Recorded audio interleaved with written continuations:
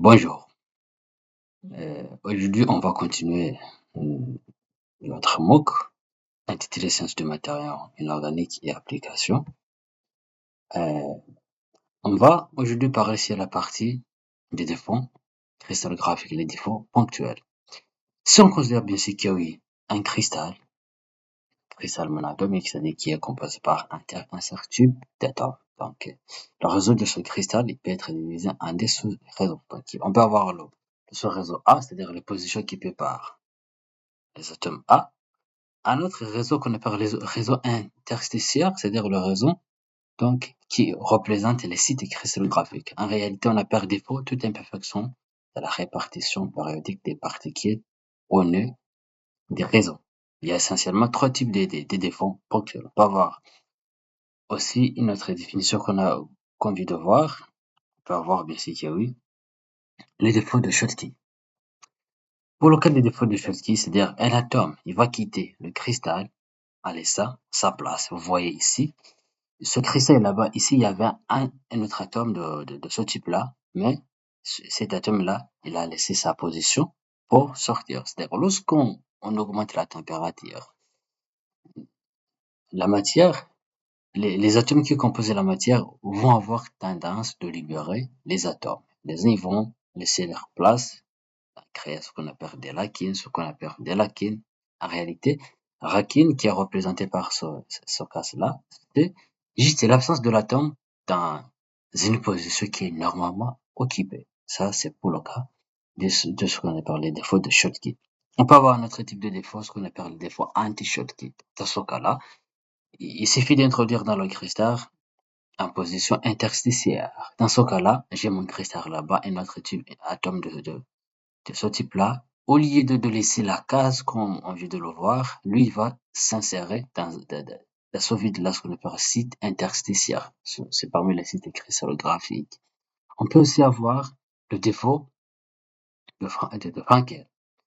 Dans ce cas-là, un atome A, il va quitter sa position normale pour occuper une position interstitiaire. Cette fois-ci, au lieu de sortir de son réseau-là, l'atome qui était là va venir occuper le site interstitiaire dans ce cas-là. Donc, tous ces défauts varient en fonction des propriétés visées, en fonction du traitement modeste des méthodes de synthèse utilisées et en fonction d'applications cherchées.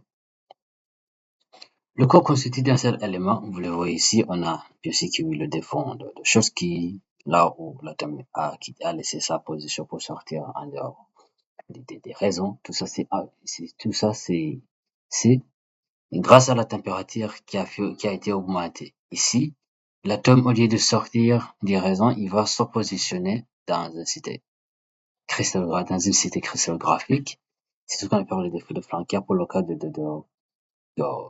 l'antiosky. L'atome, il va venir ailleurs, en dehors du cristal, et puis il va s'insérer dans un site cristallographique. Dans ce cas-là, on va avoir ce qu'on appelle des défauts antiosky qui sont vraiment rares par la suite de compacité des solides.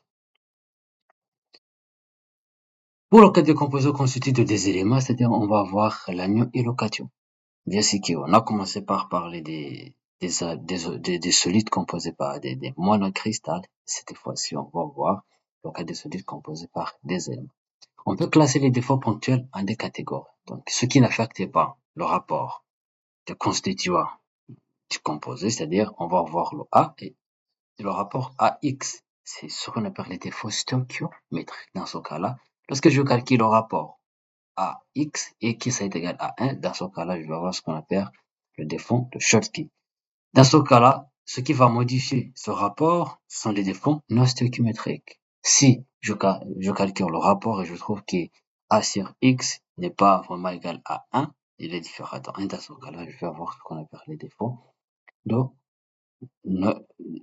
ce qu'on appelle les défauts non stoichiométriques. Dans ce cas-là, on peut faire un résumé sur ce type de défaut. On vient de voir que pour un monocristal, donc composé par un certain type d'atomes, on peut avoir plusieurs types de défauts, trois types de défauts. Les défauts de Schottky, lorsqu'un atome, donc en faisant augmenter la température, un atome va sortir des raisons. Et il peut aussi sortir, lorsqu'il sort des raisons, il va laisser ce qu'on appelle l'acide. C'est c'est bien entendu qu'il peut y avoir bien sûr que notre modèle, lorsqu'un atome cède sa position en créant une lacune et en occupant le site interstitiaire. Notre type de défaut, on a déjà vu ce qu'on appelle des défauts anti-Schütz, qui lorsqu'un atome va venir en dehors des cristals pour occuper le site interstitiaire.